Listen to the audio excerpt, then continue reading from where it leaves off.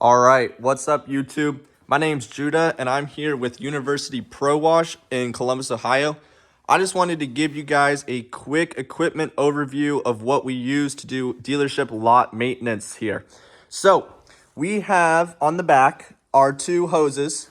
This is what I'm going to start with. We'll go front to or back to front, So, right here we have 100 foot of rubber hose. This is power washing hose. You got your quick connectors on here. It does not have a braided steel core. That is very important because this hose is going to be way more flexible and maneuverable on the actual lot than anything else. Then we have that wrapped on the Cox reel right here. Hose reels are a must, only because it keeps your hose stationary as you're pulling on it. And at the end of the day, you can roll it up all nice. Plus, we end up having to move the trailer, every 10, 20 minutes. And this is a huge time saver right here. Highly recommend getting some hose reels. Even if you're not doing lot washing, hose reels are an absolute game changer. I bought these on eBay, open box for 150 bucks. So saved 50% on each of these. If you keep your eye out, you can normally find this stuff for a pretty good price. Right here, first power washer, 2.5 gallon per minute Ryobi. And then over here, we got a 2.5 gallon per minute Honda. The Ryobi is good. This is just a cheap little $300 power washer. And then obviously the more premium Honda. This thing's been holding up for years. Highly recommend Honda products, of course. It's industry standard. But honestly, I just wanted to see how far $300 could get me. And to be honest, I'm pretty happy. If you're just getting started out, don't be afraid of these little Chinese power washers. I would just recommend eventually upgrading to a Honda because you can only buy so many of these before you get tired of dealing with them. To be fair, it does come with a 3-year warranty, so replacement warranty from Home Depot. So honestly, pick one of these up if you need a power washer. Now, a lot of you guys are going to comment on the fact that these are 2.5 gallon per minute machines. It's awful small, but to be honest, that's kind of an advantage. In our industry, we only need a little bit of water, flow rate, because the cars are not actually that dirty. We're just misting off the cars to give them that nice showroom shine. So in terms of water conservation, these things are great because you have to keep in mind we only have 400 gallons of purified water with us, and I'll get into that in a second. Next, coming over here, I'm going to move into water delivery. So we have our 400-gallon tank set up here. These are $275 each, but I don't fill them up all the way, even though this one is overflowing. I got to drain a little bit out of that one. We go into a coarse thread to garden hose adapter out of the IBC tote. You can pick these things up for free, by the way. I got these from a local mulch yard. Highly recommend getting IBC totes compared to buying a tank. You're going to save so much money. Plus, these things are built like a tank, and they have so many mounting points. Highly recommend getting some. Even if you think you're not going to need them, if you come across some of these, snag them because these are such a valuable asset.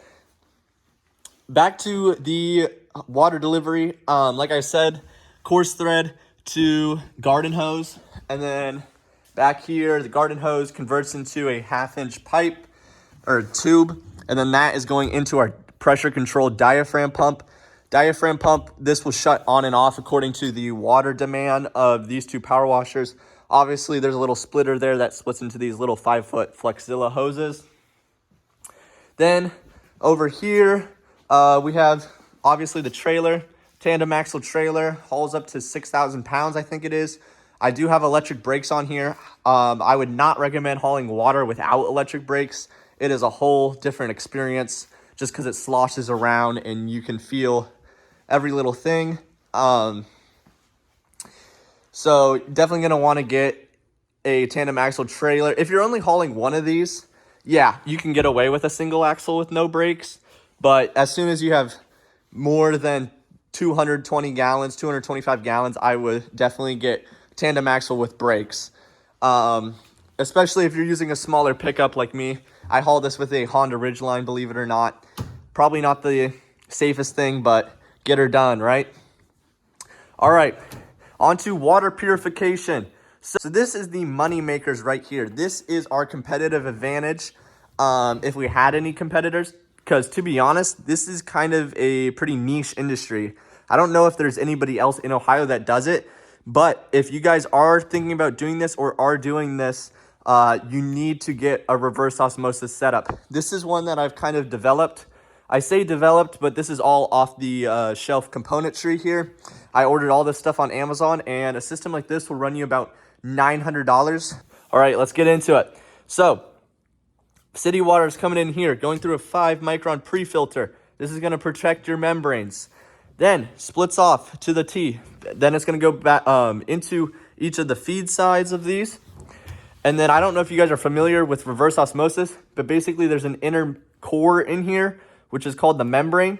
And there's a layer of water that constantly flows across it and dumps out here. Some of the water is going to be able to squeeze through. Actually, most of the water is going to be able to squeeze through. However, the impurities are going to sit on the outside of the membrane. And then that water is going to come and wash away all the impurities. All those impurities are going to get flown out here, and I control the water flow with this ball valve. Impurities are going to get washed down here, and that's where we store all the wastewater. It's about 100, anywhere from 50 to 100 gallons per every 400 gallons of water we make. And then obviously your pure water is going to flow out the center here and go into your tank. It takes about 10 hours to fill up these 2 tanks, so 10 hours for 400 gallons. It depends on the temperature heavily, believe it or not, because the membrane size will actually change based on the temperature. It'll either shrink or contract. The warmer, the better. It makes them far more efficient. But right now in the winter months, it kind of is what it is. We got to make water. Your water is going to be your most valuable resource in this business. You have to have pure, low TDS water. Otherwise, you're going to have all sorts of problems in terms of getting that vehicle to look good. You're going to have water spots. Sometimes in extreme cases, it will even bake into the clear coat and it will stain the actual color coat on the vehicle. That is on hot, sunny days when you're using very high TDS water. So our Columbus 600 TDS water comes in, goes through this pre-filter and then through the membranes. And by the time it goes into our tank, we're getting anywhere from 8 to about 25 TDS.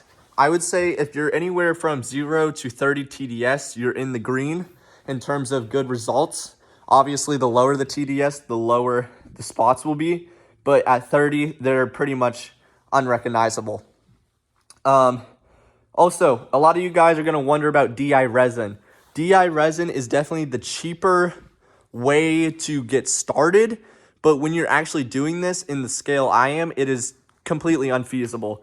You're going to pay anywhere from $25 to $1.50 a gallon of DI water. And in my area, it would be like $1.75 because our water is so poor. So as an alternative, I would build one of these systems. Even though the DI resin is going to have a higher flow rate and be more practical just because it is a cheaper and smaller system, this will more than pay off itself. Just spend the $900 once. These membranes are rated up to like 1 million gallons or something ridiculous. So you're going to hardly ever have to replace this. And when you do, it's $150 for a membrane here and $150 here. Everything else stays. All right, so that is the purification stage. Obviously, I will probably put out another video on how to actually put one of these together. It's pretty straightforward, but you do have to get the right type of low pressure / low energy membrane. Otherwise, it will not work because these normally operate at 800 PSI of water pressure compared to the about 50 PSI we get from the city. And then obviously we just have our second tank over here. When I want to fill this one up, I just flip this tube over, if I can get it out, and just stick it in here, and then that fills up right there. You get the point. Yeah, that's kind of it. Thank you guys for watching. This is a brand new channel that we're starting to grow, so I'd really appreciate it if you guys would drop a like, comment, subscribe even. Do whatever you want. I don't really care, but I hope that you'll join us along for our power washing journey, and maybe you can learn something new. Thank you guys.